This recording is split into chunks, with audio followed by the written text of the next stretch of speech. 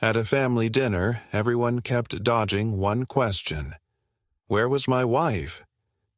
I went looking and caught my cousin coming up from the basement with my keys. Mom only said, "Not now." Portland, Oregon was slick with rain, streetlights smeared across the windshield like wet paint.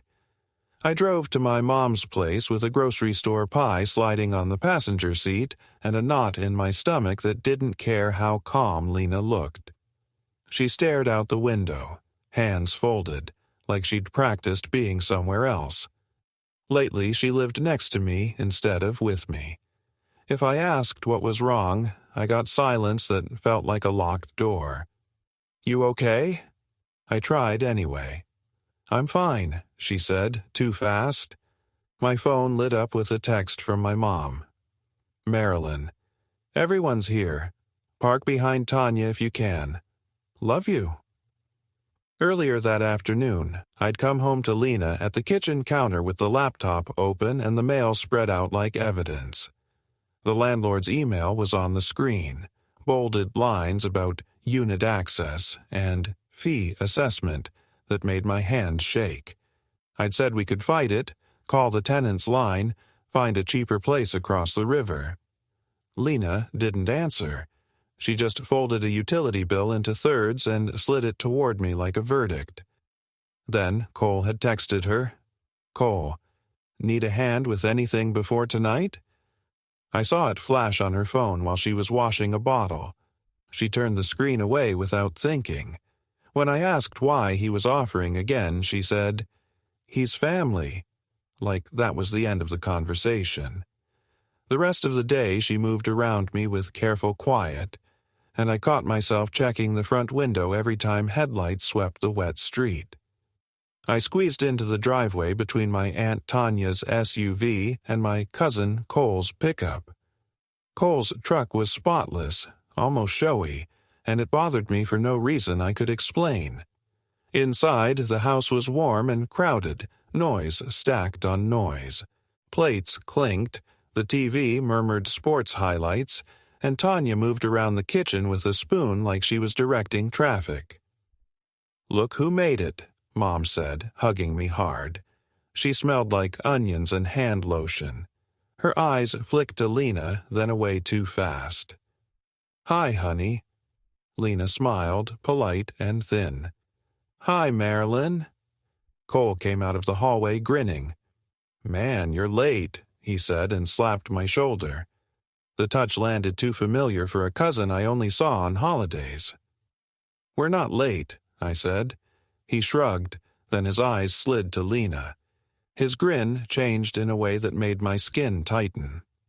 Lena met his gaze for a blink and looked away. Dinner rolled on like it always did.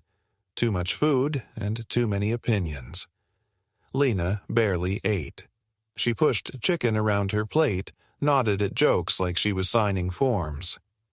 "You're quiet tonight," Tanya said to her. "Just tired," Lena answered. Mom patted Lena's hand like she was blessing her.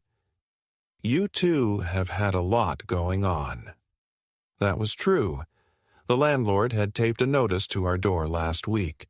Rent up, inspection access, as needed, the kind of language that makes your home feel temporary. I'd been taking extra shifts, and Lena had started snapping at me for asking simple questions. Halfway through dessert, Lena's phone buzzed on the table. She checked the screen and went still. "What is it?" I asked. "Nothing," she said quickly. "I just need to check something. I'll be right back." She stood and walked toward the hallway without looking at me. I waited for someone to say something normal. Instead, Tanya started talking louder.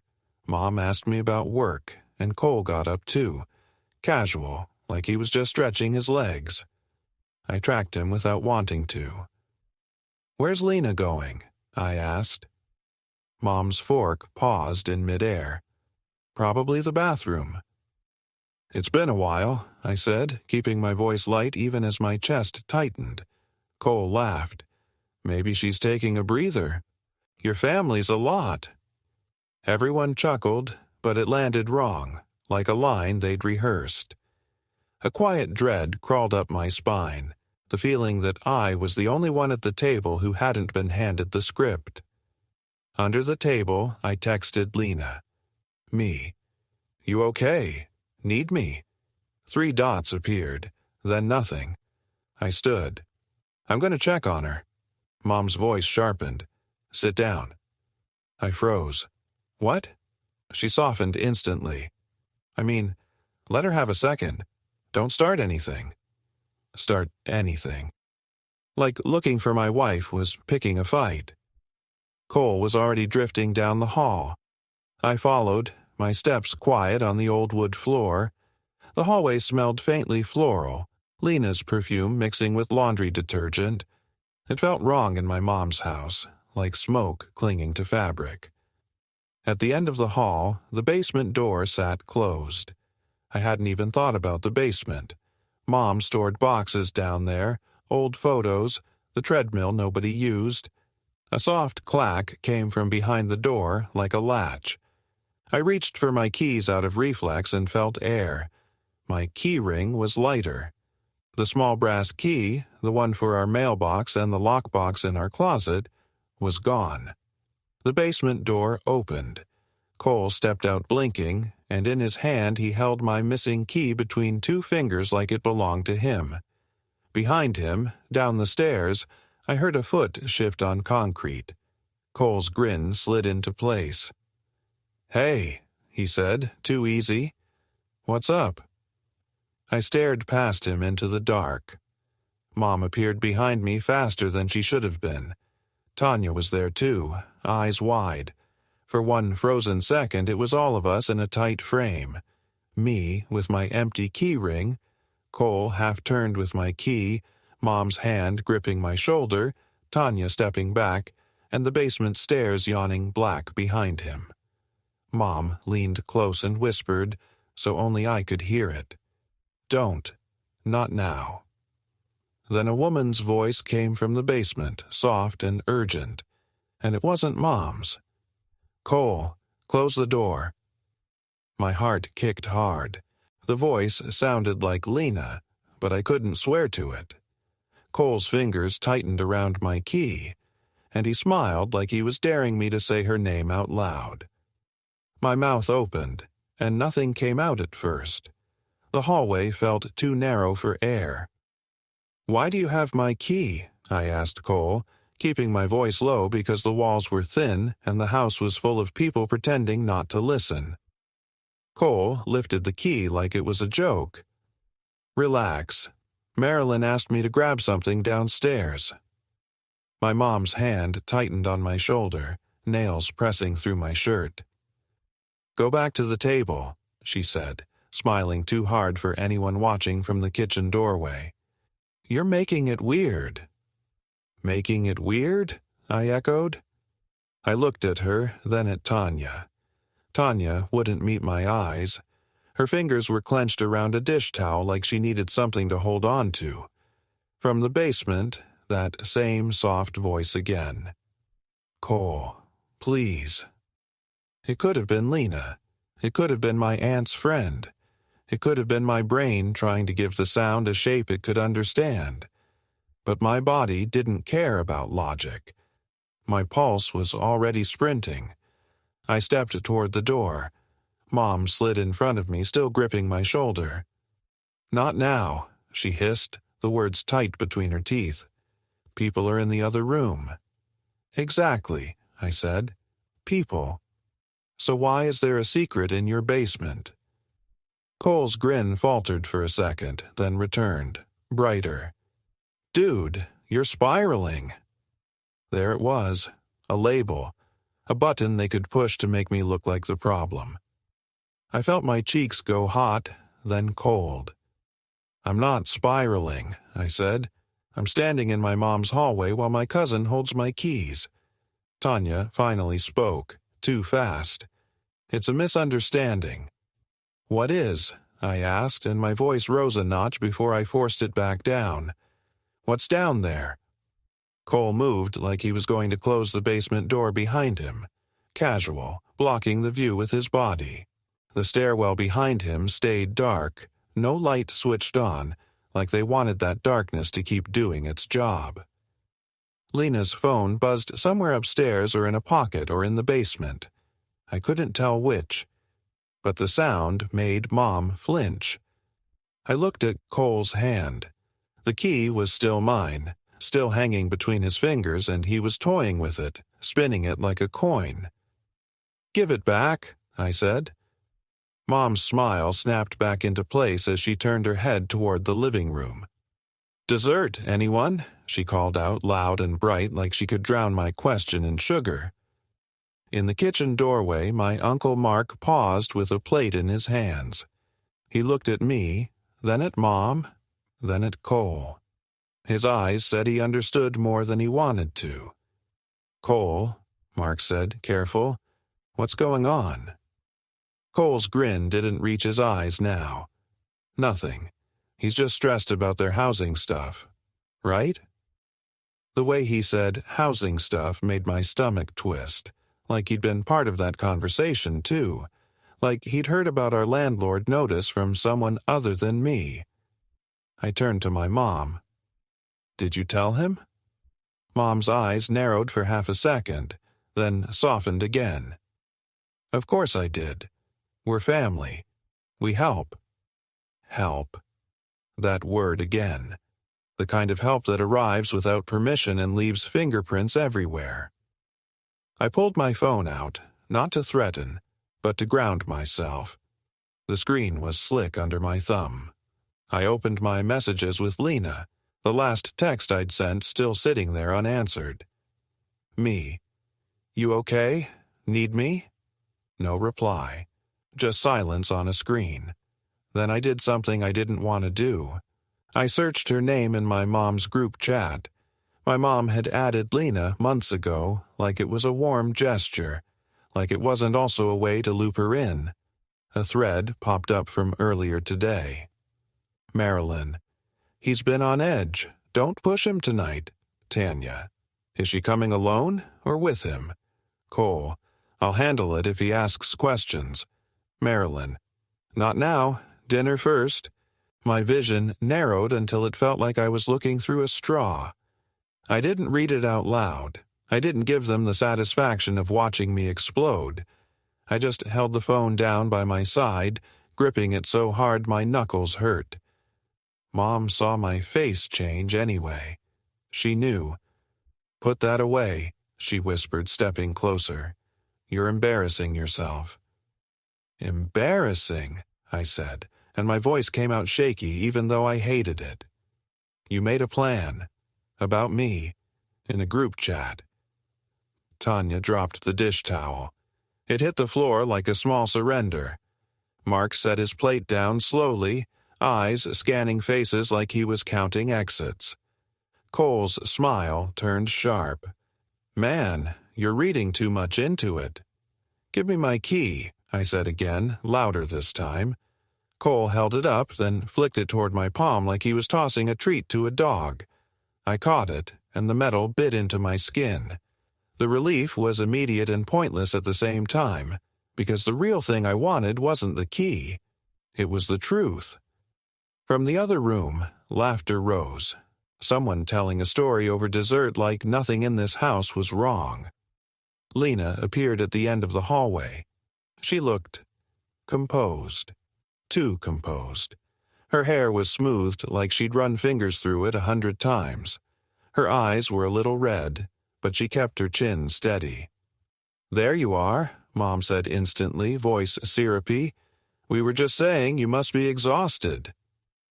Lena didn't look at Mom. She looked at me. Only me. Her gaze landed on the key in my hand, and something flickered across her face. Not fear, not relief, something closer to warning. "Can we go?" Lena asked, soft. My throat tightened. "Where were you?" "In the bathroom," she said too quickly, then added, "I needed air." "In the basement?" I asked, and I watched her reaction like my life depended on it. Lena blinked once. "What?" Mom cut in fast. "He's being dramatic. Ignore him." Cole leaned against the wall, arms crossed like he'd already won something. Lena took a step closer to me, lowering her voice so only I could hear. "Please," she whispered, "not here." The quiet dread rolled in again, heavier than before. Not here, not now. Dinner first. Handle it if he asks questions. They all sounded like the same sentence, wearing different clothes. I stared at my wife, searching for something familiar in her face. The Lena who used to laugh in the rain with her shoes off. The Lena who used to squeeze my hand in crowded rooms like we were a team. What I saw now was someone trying to manage an outcome. I nodded once, not because I agreed, but because I could feel the trap. If I pushed harder in this hallway, I'd become the story they'd tell later. Loud husband ruins family dinner. Unstable. Aggressive. Needs help.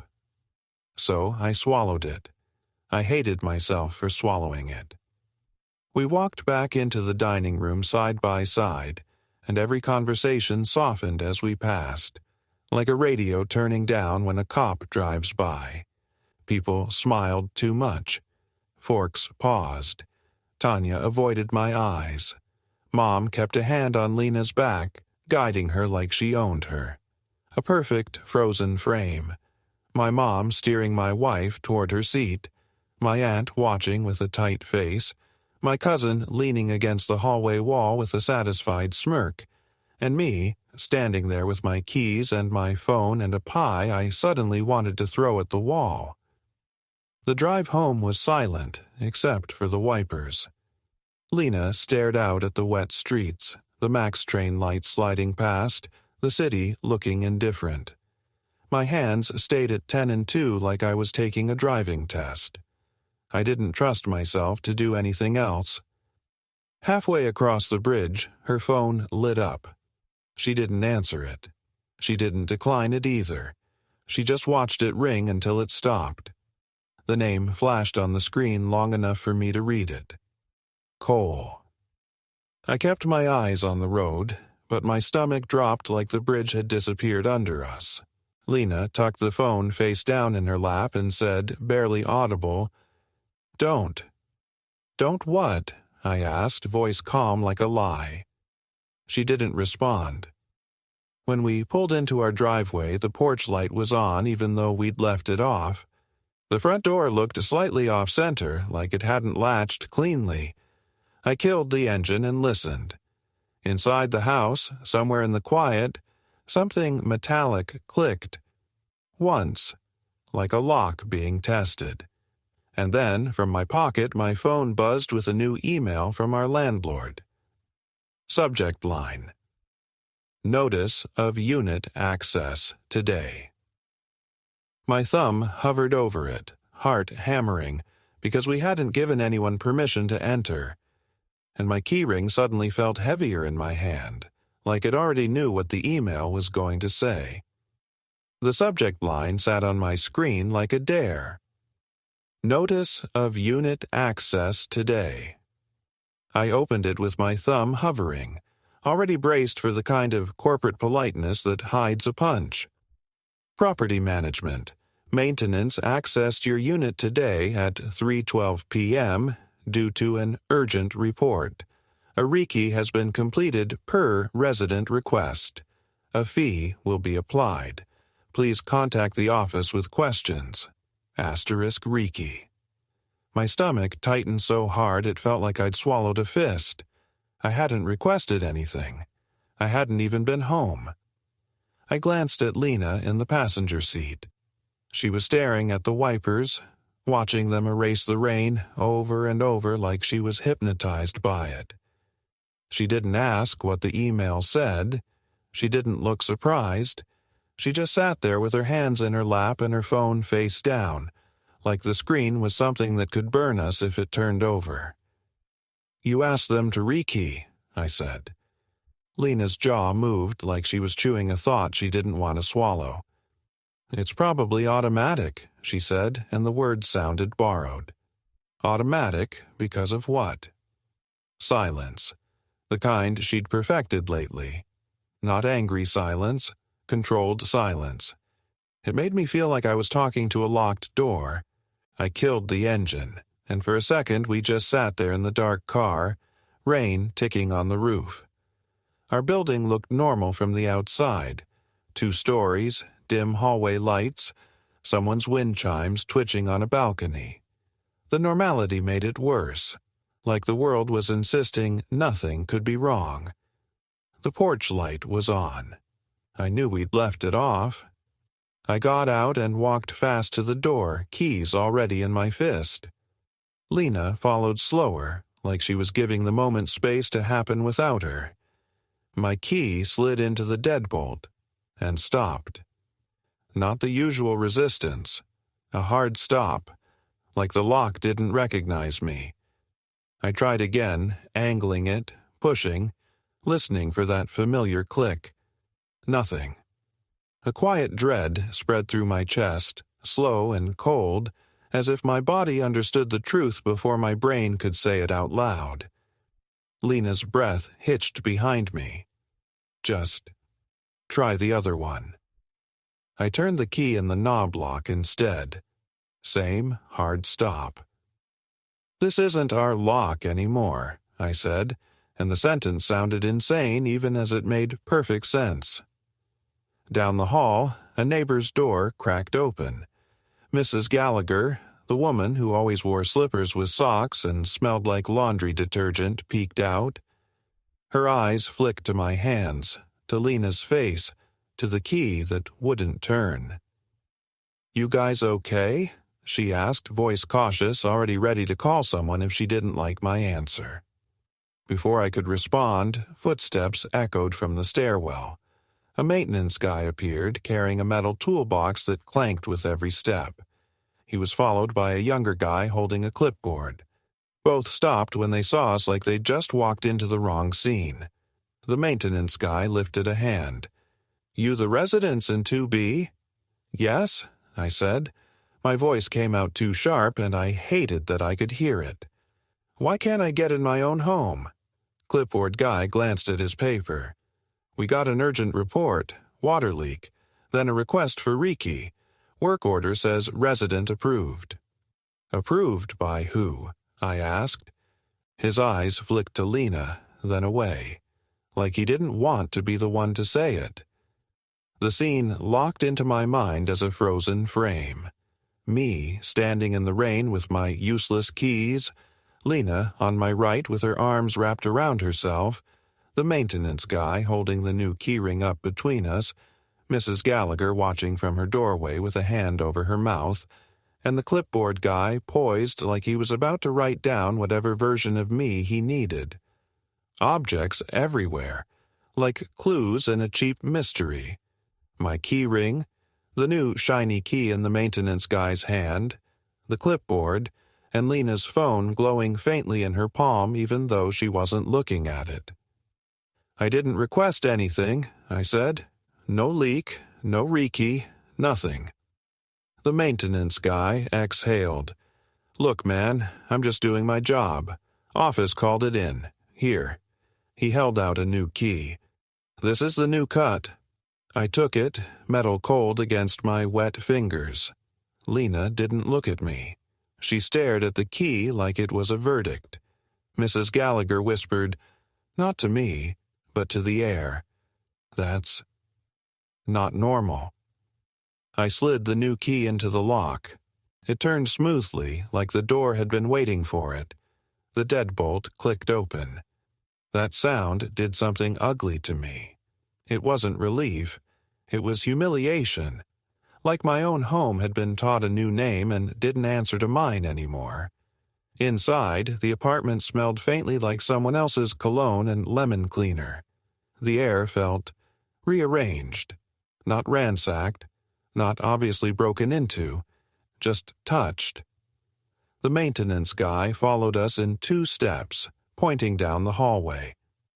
"We didn't go through personal stuff," he said quickly, like he'd been trained for this exact accusation. "We checked under the sink, behind the washer, no active leak, but the resident contact insisted we rekeyed anyway." resident contact.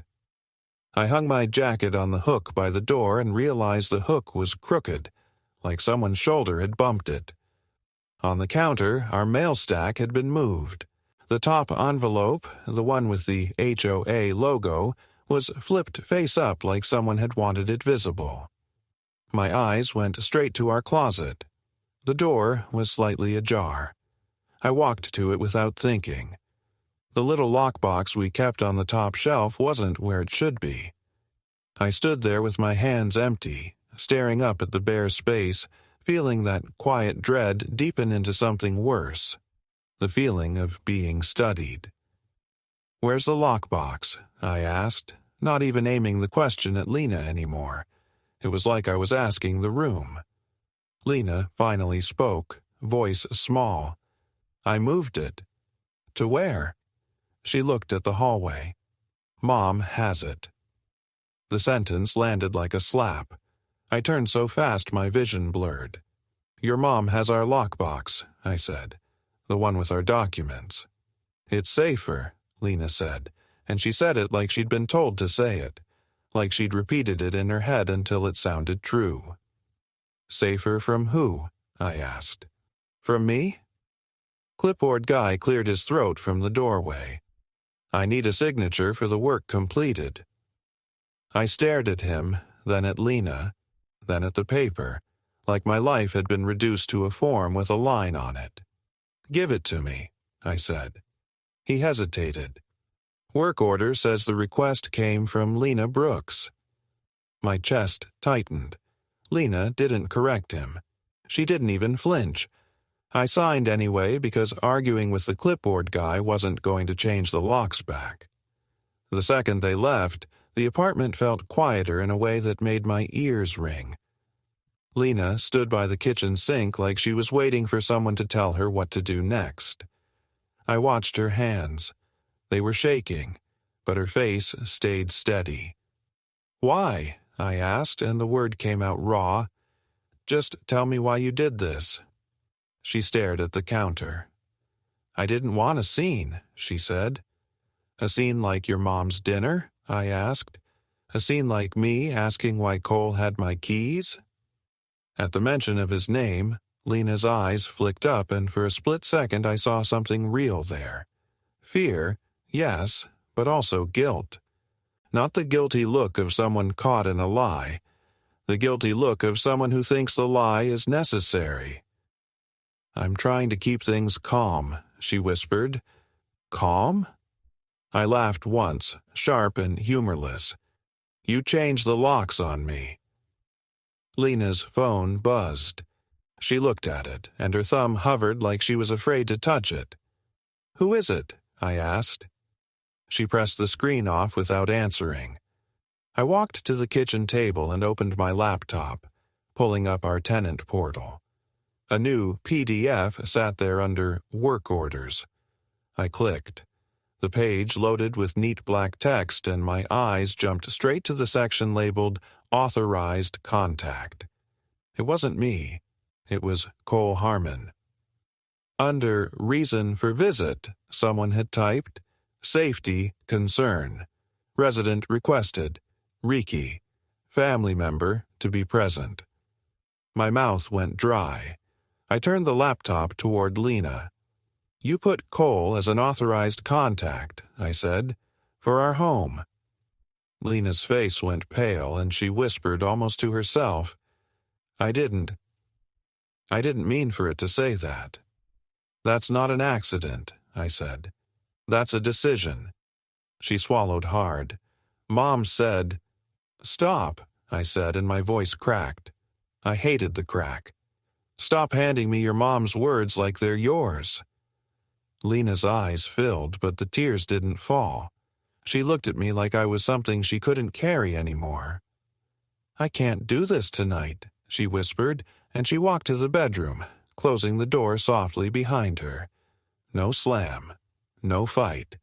Just a quiet retreat that felt like being abandoned in slow motion.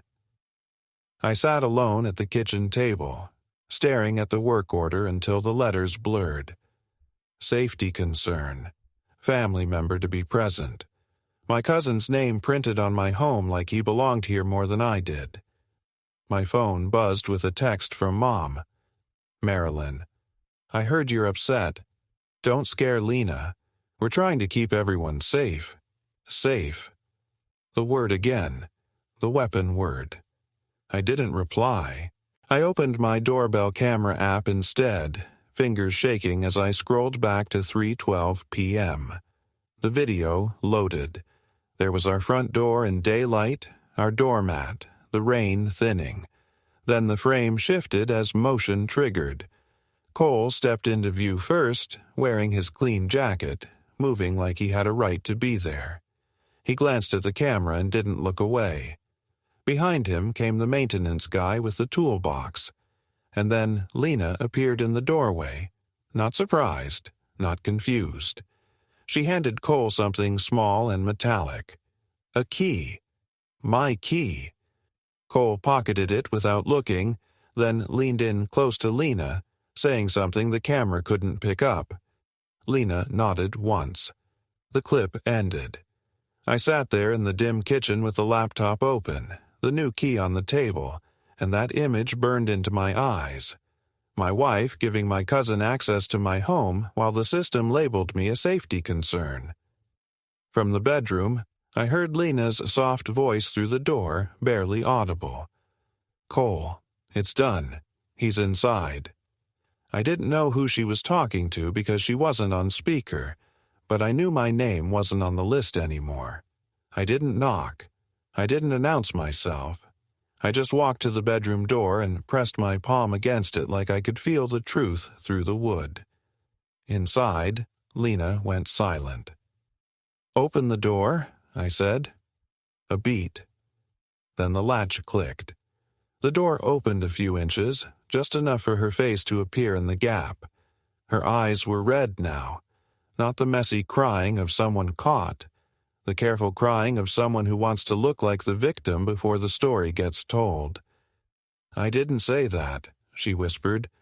I heard you, I said. You said, Cole, it's done. He's inside. Who were you talking to? She shook her head. I was leaving a voicemail. A voicemail to who? She didn't answer. That was becoming her signature. Silence as a weapon. Silence as a wall. It was a kind of control I'd never learned how to fight without looking like the bad guy. I pushed the door open the rest of the way and stepped into the bedroom. The lamp was on, the light soft and warm, and it made everything feel more unreal. Our bed was made too neatly. The top sheet pulled tight like someone had tried to erase the shape of bodies from it. On the dresser, her phone lay face down.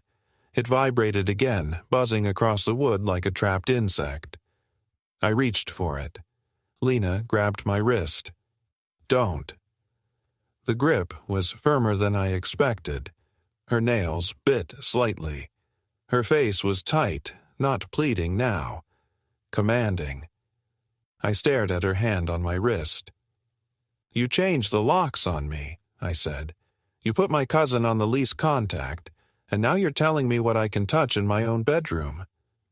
It's not like that, she said, but the words had no weight. I gently pulled my wrist free. I didn't yank. I didn't want her to have any reason to call me violent. I'd started thinking like that without meaning to, like the world had already decided I was a threat and I needed to move accordingly. I picked up her phone anyway. The screen lit up. Cole, missed call. Then, underneath, another notification. Marilyn, call me now, her mom. The same coordination, different channel. I opened the call log. My thumb hovered over one name that kept repeating. Cole, Cole, Cole. Late nights, early mornings. Small calls that didn't look like much until you stacked them together like bricks. Lena's breathing changed. Please, she said. You're making it worse. Worse than what? I asked. Tell me what you think is happening. She swallowed. Everyone's just worried. About me. She didn't deny it. I set her phone down carefully like it was something explosive. Then I walked to the closet and pulled the door wide open. Our clothes hung in rows, but the top shelf looked disturbed. A couple of shoe boxes were shoved back at a different angle. The empty spot where our lockbox belonged stared at me like a missing tooth. "You took our lockbox to your mom," I said. "Why?" Lena's eyes flashed. "Because you don't listen." "I don't listen." My voice came out low and ugly. "I have been listening to silence for months." She pressed her fingers to her temples like she had a headache. "You don't understand what it's like," she said, "being postpartum, feeling like your body isn't yours, feeling like everyone expects you to be happy." I wanted to soften. A part of me still wanted to. Postpartum was real. I'd seen her cry in the shower and pretend she was fine. I'd watched her flinch when the baby cried too long. I'd held her hair back when she threw up from exhaustion. But none of that explained Cole's name on our tenant portal. None of it explained a paternity envelope hidden like a bomb. "Tell me the truth," I said. "Was that voice in the basement you?" Lena's lips parted, and for a second I thought she might finally speak. Instead, she turned her face away and whispered, "Not here." "Not here," I repeated. "Not now. Dinner first. That's what your mom says, right? That's what they all say." Lena's eyes narrowed. "Don't talk about my mom like that." I almost laughed. The loyalty was instant, sharp, reflexive. She defended her mom faster than she defended me. "I'm your husband," I said. "I'm the father of our child." Her gaze dropped to my chest as if those words physically hurt her. Then my phone buzzed. A number I didn't recognize. I let it ring once, twice. Then it stopped. A voicemail popped up immediately. The notification felt heavy, like it mattered. I played it. A woman's voice, professional and flat, filled the room. "Hello. This message is for Daniel Brooks. This is Sherry with Evergreen Diagnostics. We're calling regarding a specimen issue connected to a paternity panel. We need to confirm the authorized requester. Please call us back at the office. Again, this is regarding a paternity panel and authorization." Lena's face drained of color so fast it looked like the room's warmth had been sucked out of her skin. I stared at her. "A specimen issue," I repeated. "Authorization. Who requested it, Lena?" Her mouth opened and closed like a door stuck on a hinge. She didn't speak, and then her phone buzzed again. This time, it wasn't a call. It was a text preview that lit up the screen even though it was face down, the glow showing the top line. "Cole, she called you? Don't say anything. I'm coming over." My heart slammed once, hard. "He's coming over," I said, and I hated how calm my voice sounded, like my body had left the panic behind and moved into survival. Lena shook her head fast. "He shouldn't." "Then tell him not to," I said. "Right now. Text him." She hesitated, and that hesitation told me everything I needed to know about who she was trying to protect. From outside, in the hallway, I heard footsteps. Not in our unit. In the building hall. Heavy, confident footsteps moving toward our door. Then a knock. Not polite, not a neighbor. A knock that assumed it would be answered. Lena's eyes went wide, and for the first time tonight, fear looked real on her face. The knock came again, and then a voice, muffled through the door but unmistakable. "Daniel," Cole called like he was a friend showing up to talk me down. "Open up. We need to clear this up before you do something stupid." My blood went cold. He was already framing me as the danger, and I realized, standing there in my bedroom with my wife trembling and a paternity lab calling about authorization, that Cole didn't just have my keys, he had my story. The knock kept coming, steady and confident, like Cole had already decided what kind of man I was. "Daniel," he called again. "Open the door. We can do this the easy way." I stood in the hallway with my back to the bedroom, one hand on the new key, the other on my phone, trying to breathe quietly. Lena was behind me, barefoot on the cold vinyl, arms wrapped around herself like she was holding her ribs in. "Tell him to leave," I said without turning around. "I can't," she whispered. That wasn't fear of me. That was loyalty to something else. The hallway outside our unit was silent except for Cole's voice and the faint hum of the building lights. I imagined Mrs. Gallagher peeking through her peephole again, hearing my name like it was part of the show. I moved to the door and clicked the chain latch into place before I opened it a crack. The metal chain looked thin and pathetic, like a costume version of security. Cole stood there close enough that his breath could have fogged the gap if it wasn't warm in the hall. Behind him were two more shapes: my mom and a uniform. The cop wasn't tall or dramatic, just tired-looking, hand resting near his radio like he'd done this too many times to want a story. My mom's face was arranged into concern, the expression she used when she wanted strangers to think she was the sane center of any storm. Cole kept his palms up in that performative way. "See? I didn't want this to get ugly."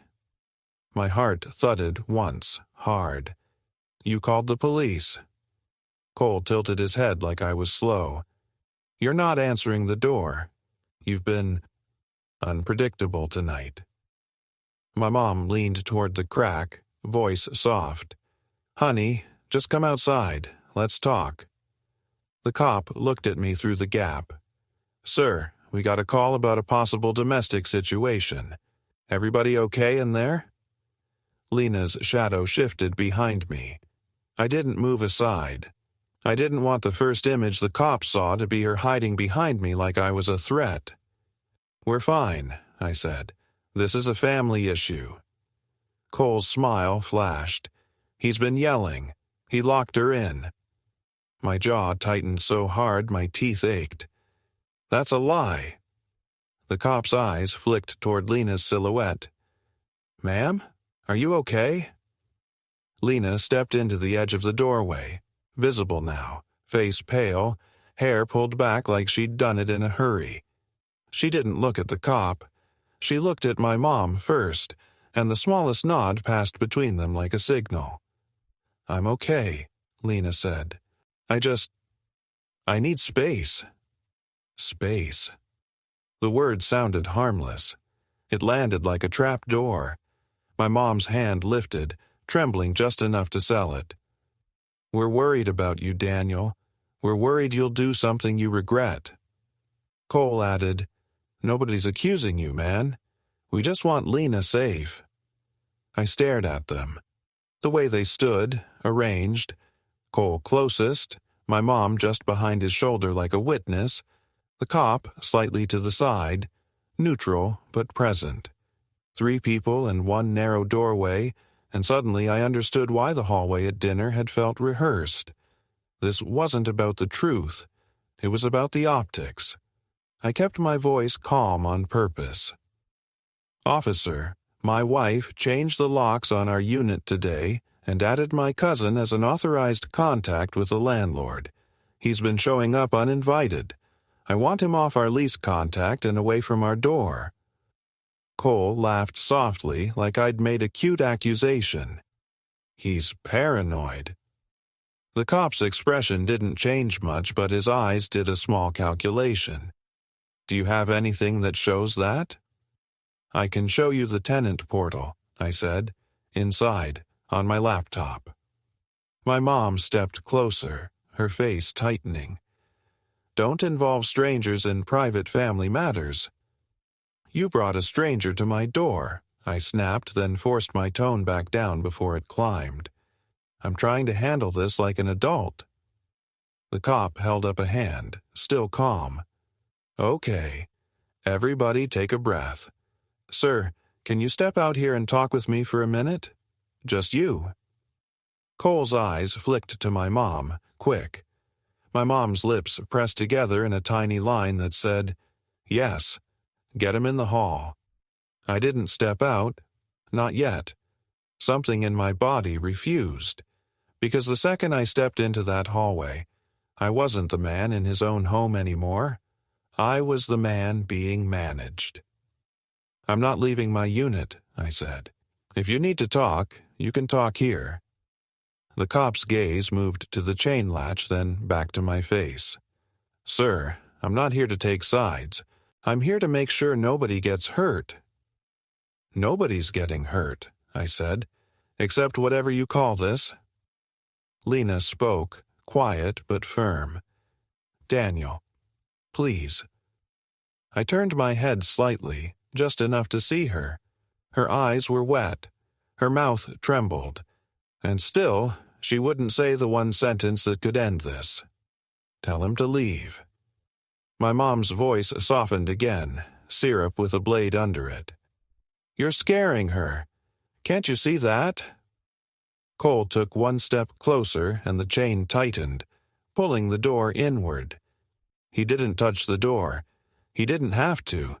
He just filled the space like a threat that could claim innocence. "Let her come with us tonight," Cole said. "Just tonight. Cool down. Tomorrow you can talk." "With you?" I asked, and my voice came out colder than I meant. "You think you're the mediator here?" Cole's smile didn't move, but his eyes did. "I think you're not thinking straight." Behind them, my mom held something in her hand now, partially hidden against her sweater. A small stack of papers, the edge of a folder, like she'd brought supplies.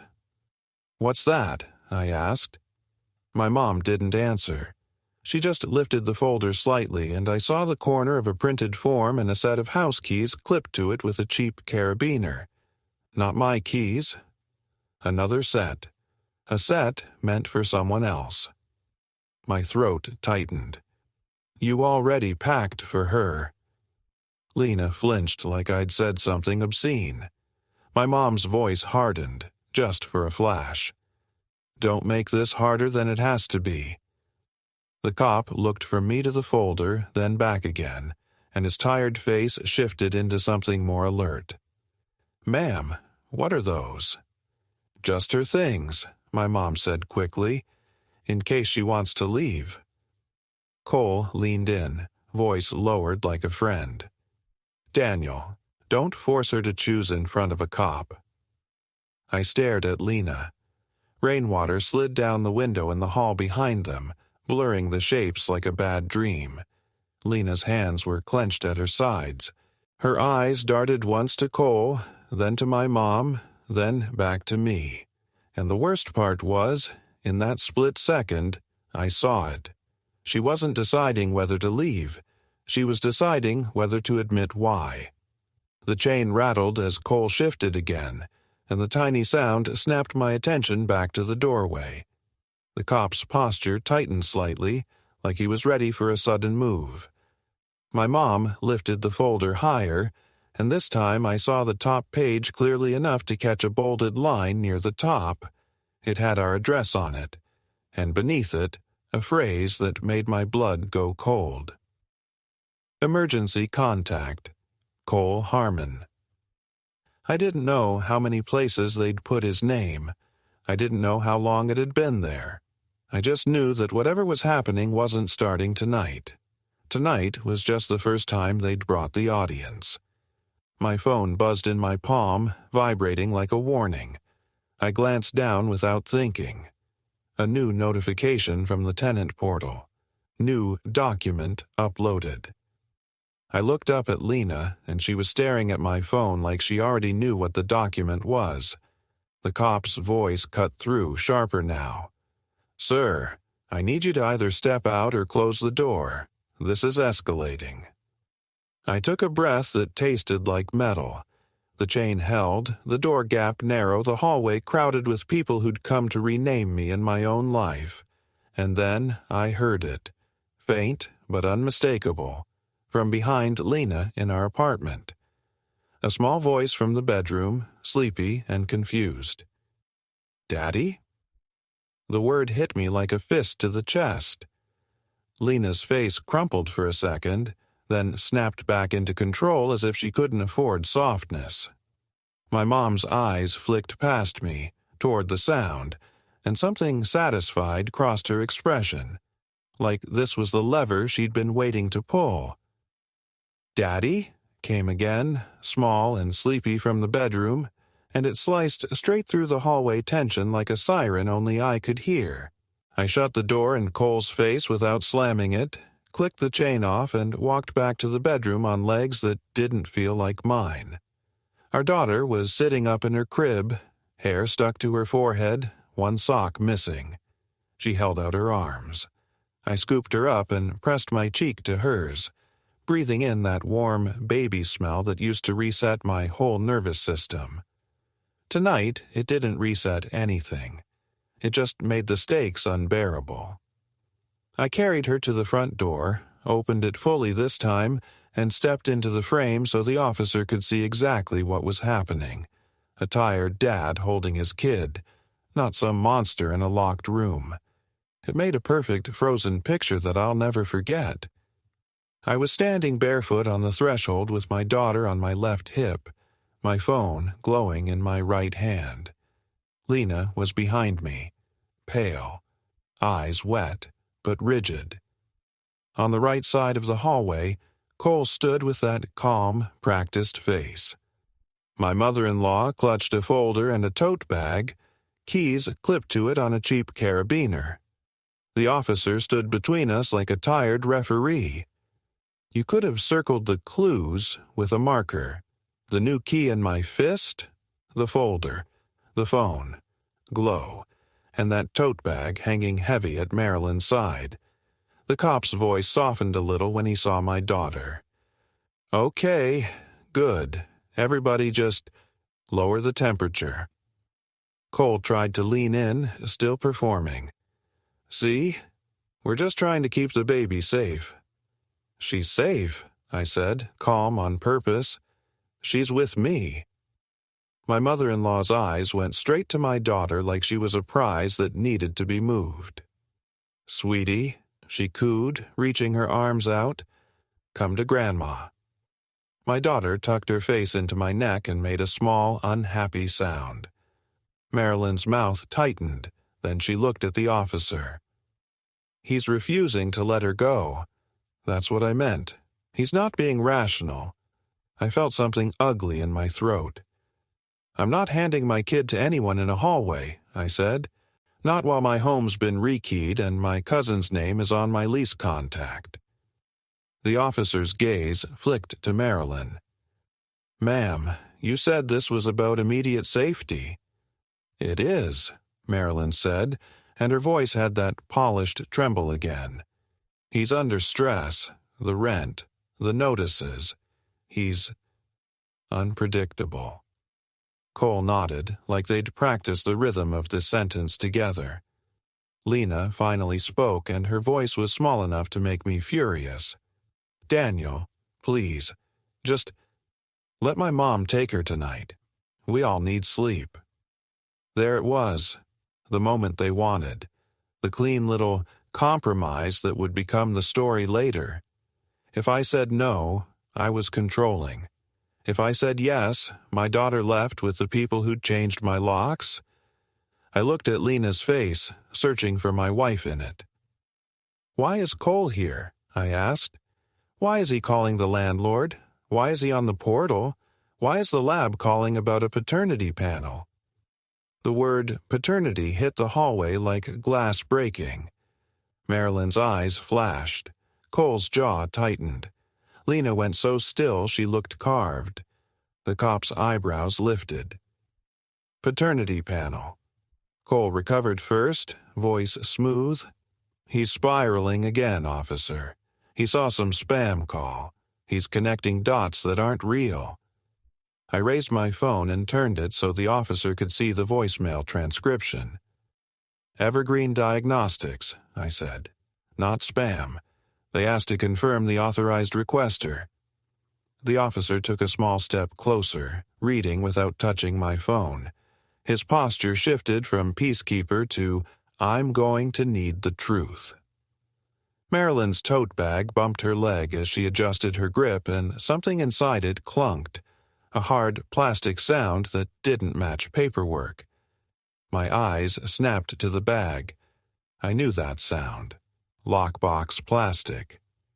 Marilyn followed my gaze and tightened her arm around the tote like a reflex. You have it, I said, my voice suddenly flat. You have our lockbox. That's ridiculous, she snapped, and for the first time tonight the mask slipped. Just a crack. I stepped forward one pace, still holding my daughter, and the officer instinctively shifted between us. Sir, keep distance. I'm not trying to touch her, I said. I want my property, the lockbox from my closet. She admitted she has it. Lena whispered, Mom. Marilyn's nostrils flared. I was trying to protect you, she told Lena, not even looking at me. He can't be trusted with this. With what? I asked. No one answered. The quiet dread came back, heavier than ever, because in that moment I understood the only reason you steal someone's documents. You're trying to control what's true on paper. The officer held out a hand to Marilyn. Ma'am, if you have something that belongs to them, I need you to hand it over. Now. Marilyn looked at Cole. Cole's eyes flicked once to Lena. Lena's lips parted, and nothing came out. Marilyn's fingers dug into the tote like she was grabbing onto a life raft. Then she yanked the lockbox out and shoved it toward the officer like it burned. Fine. There. Happy? The lockbox was ours. Same scratches on the corner, same cheap dial. The officer handed it to me carefully. Is this yours? I nodded. My hands shook as I balanced my daughter in the box. I set my daughter on the floor inside the doorway for 1 second, keeping one hand on her shoulder so she stayed close, and I spun the dial from muscle memory. Click, click, click. It opened. Inside was a manila envelope from Evergreen Diagnostics, and a folded piece of notebook paper with Marilyn's handwriting. My mouth went dry as I unfolded it. It was written in blunt, ugly English like she was drafting a plan, not a confession. Cole is the biological father. Lena can't tell Daniel yet. Do not let him get a test on his own, or he'll take the baby. Get temporary custody first. If Daniel gets loud, call for a wellness check. I read it once, then again, like repetition could make it less real. Behind me, my daughter tugged my pant leg and looked up, confused. Up, she whispered. I picked her up again because my arms needed something alive to hold. Lena made a sound I'd never heard from her, a broken inhale. Daniel. I turned the envelope over and saw the label line, bold on the front. Alleged father, Cole Harmon. My vision narrowed.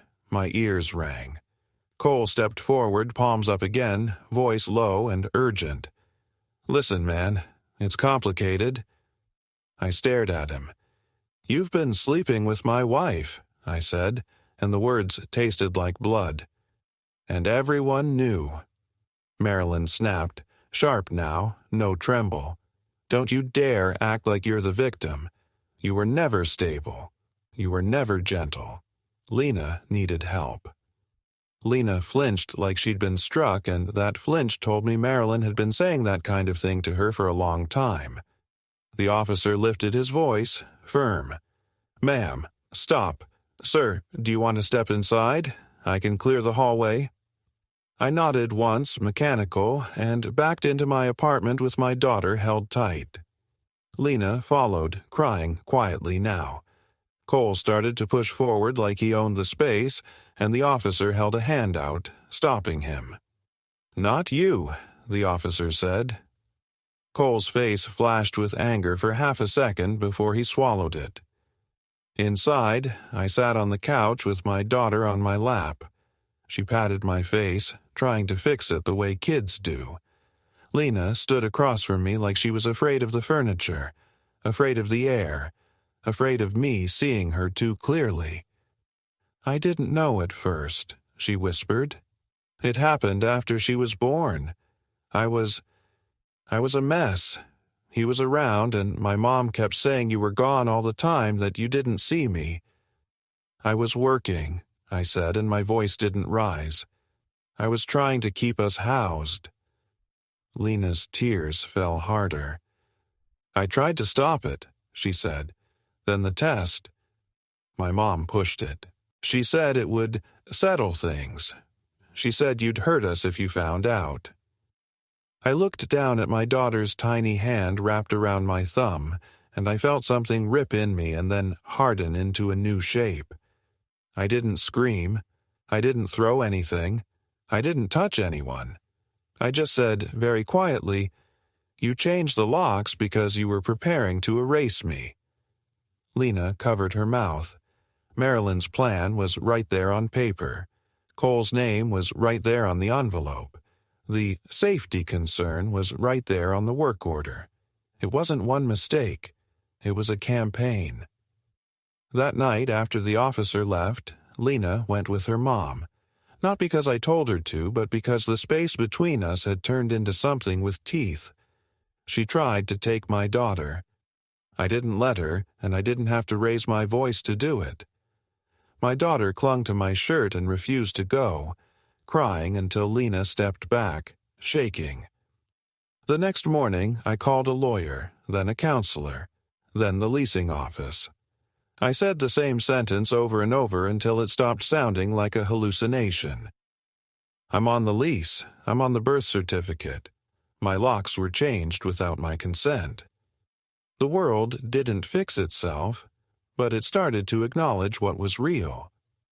A week later, my daughter sat in her high chair eating banana with both hands, smiling at me like nothing had happened. In the same room, I stacked documents from the lockbox on the table, page by page, building a paper wall between her life and the people who thought they could rewrite it. My phone buzzed once, late at night, a message from an unknown number. Unknown. She deserves to know who her real dad is. I stared at it for a long time, feeling the quiet dread trying to return, trying to take up residence. Then I deleted it, turned off my notifications, and went to my daughter's room. I stood there in the dark, listening to her breathe, letting the silence be what she'd asked for without ever saying it. Not a side, not a war, just quiet. And for the first time since that dinner, I understood exactly what my life was going to be now. Not a fight to win. A fight to stay present.